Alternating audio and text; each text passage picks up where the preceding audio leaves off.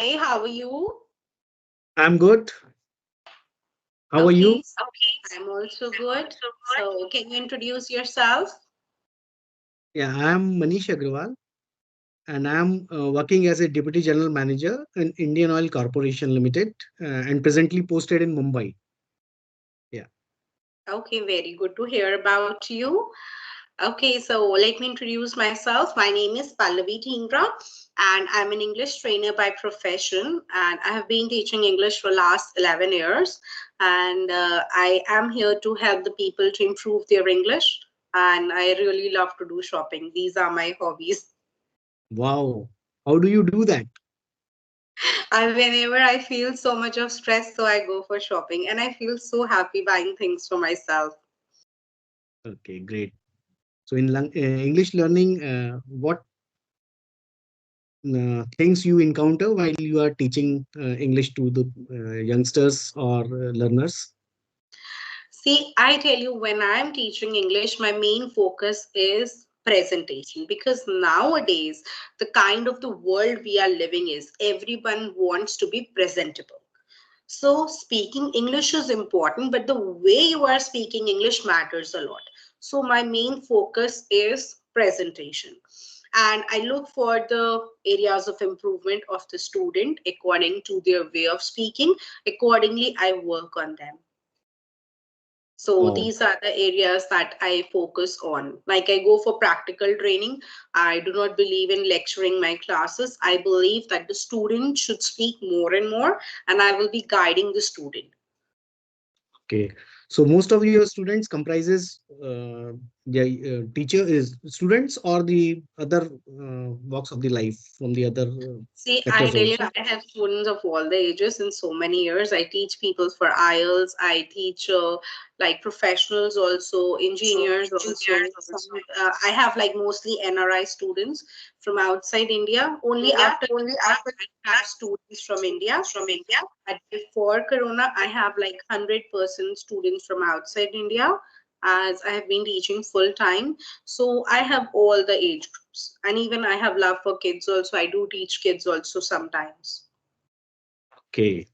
So I wonder, I was having the perception that NRIs, they are already good in English. So what do they Yeah. learn actually? See, I tell you, suppose I give you one instant, anyone is from South India.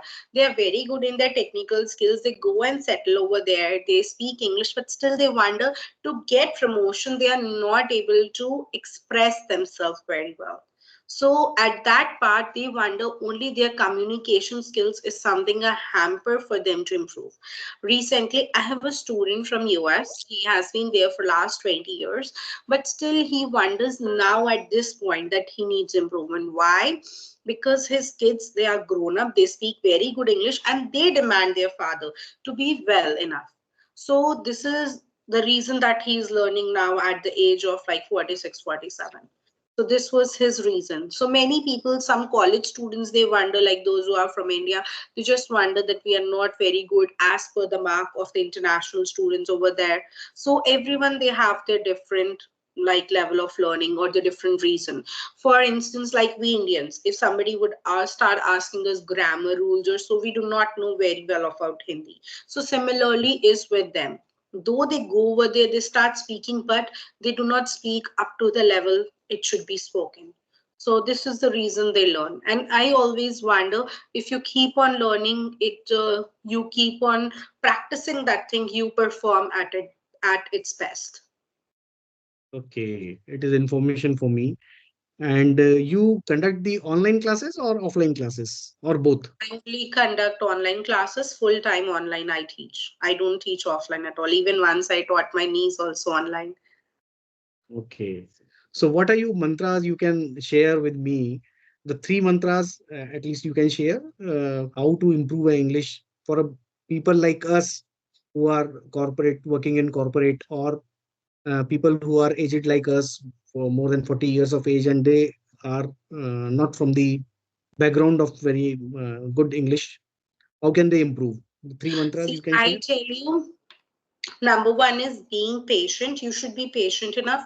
Whenever anybody starts their English journey, they should stay there for at least 6 to 7 months. People, they wonder once they will be practicing for 1 or 2 months, it will work. I'm sorry, it's not going to work. In this world, you're only wasting your time and your energy, but the things won't change. Even the research says it takes 3 months to 6 months to change a skill set. So this is a skill set which you want to learn. So give at least 6 months a minimum of to improve your speaking skills and to improve your level of English. Next, it is that start thinking in English, which is very important. Some people ask me how I improve my English is only I think in English. No matter whatever the situation, I think in English. So thinking in English plays a vital role. And the next step it is when you think and speak in English, do it with emotions. What generally people do, for example, suppose I went to a restaurant and I have to say this in Hindi. I will say, यार इतना मजा आया मैं restaurant पे गई मजा ही आ गया वहां पे जाके. But if in English I say I went to a restaurant without expressions. So rather I should say I went to a restaurant. It was so good, so wonderful. So with expressions, because if you are not going to say any language with expressions, you do not feel like speaking, and the other person also wonders that he's just trying to fake off. So if you want to show that you really know English and you are really good in it, you have to speak with emotions. That is very Exactly. important. Many people, they lack in that. They speak English, they do not even make any grammatical errors, but they do not speak with emotions. They do not use their hand gestures, their facial expressions. And actually, 93% is the role of a non-verbal communication. That means your body language, your facial expressions, and the hand gestures. Only 7% is what you are speaking, and people, they focus a lot on that 7% and they do not focus at all on that 93%. So 93% focus is the main area where they need to practice. That means whenever they are speaking any sentence, their body language, their hand gestures, and their facial expression should be in alignment, which is very important. Yeah, Pallavi, you nailed it. Actually, in NLP, we also learn the same thing that our verbal communication, it matters only 7%. The 93 remaining 93% is basically our non-verbal communication. And the three things which you have told, I can summarize that first, we should have patience to improve. The second thing is what you say, to Think in English. think in English, and third, to emote most of the emotions you should be come up with for learning Yes. the English. Yeah. So thank you. Is there anything else you want to share? Yeah, Or I you want want to to ask? ask from you rather than like sharing. I just want to ask, as I come to know from a source that you always have an interest to help youngsters and talking about the problems, that how nowadays youngsters do not understand their parents and they go out, their parents want them to do this, but they go out of the box and they feel their parents are the enemies. So, what are your thoughts on it? What do you think, like, why So, youngsters do not believe in following the parents these days? yeah. So it is very relatable to me because I am also having my teenager son and daughter. So my daughter is 19 and my son is 16 years of age. So I can relate it this topic. And nowadays, as you are rightly saying, the youngsters they are very every time and every generation the youngsters are liberal in thoughts. They are basically more I would say outgoing sort of a people in at that particular age. So and everything what we say to them as a parents, they think that we are opposing them. So first we have to understand their psyche, their understanding, and their thought process, what they are thinking. And then we have to make them friend, not only wordly we are saying that they should become our friends at the right age. We should behave like a friend because with friends we don't question much. But as far as our childs are concerned, our childrens are concerned, we ask a lot of questions with them. And every time we become conscious that you are not reading or you are not learning something or something like that, we used to say every time that. habit we should stop immediately. And really, as a friend, as their well wisher, we should ask them the right thing and discuss things freely. All the things we should discuss freely with them. So it this only can help. Otherwise, if we are questioning them and telling them again and again the same thing, it is not going to happen. It is not going to help anybody, not our children and nor us. Yeah. Okay, so you mean to say we should not ask again and again for the same thing? Yes, we should not ask because they bother and then they keep distance from us. If we are But if they repeating are the not same, doing, then what should the parents do if they're so not following? basically we should lead by example. This is another thing which we can do. And action speaks louder than words. Normally, people, what parents do, they say something and they do something else. Like if they want to stop their mobile access, or they want to do the limited their access to mobile, first they should uh, behave accordingly in their life itself. Then only they can say. Otherwise they see their parents, no, and then they follow. So if they are saying something else and doing something else, so it is not going to serve the purpose. So we have Yeah. to act accordingly. Yeah, that is one thing which I want to share, and I Mm-hmm. do that, and that is why I am sharing. Yeah. Also, I believe that rather than saying the kids, you do this, you do that, we should help them to do the stuff, because sometimes it happens, might be the kids, they're not able to do it and they're not able to share. So I wonder, as a parents, rather than just keep on saying them, you do this, you study hard, if they're not working over a period of time and you understand their pattern, you should do the things with them rather than saying them. Yes, I So do agree. I do agree. Yes, we have to spend time with them and do the things with them. That that will definitely help to yeah. improve the relationship and bonding. Mm-hmm. Because that could bring a vast change in their because they do not know, sometimes kids, they do not know like what to do and how to act.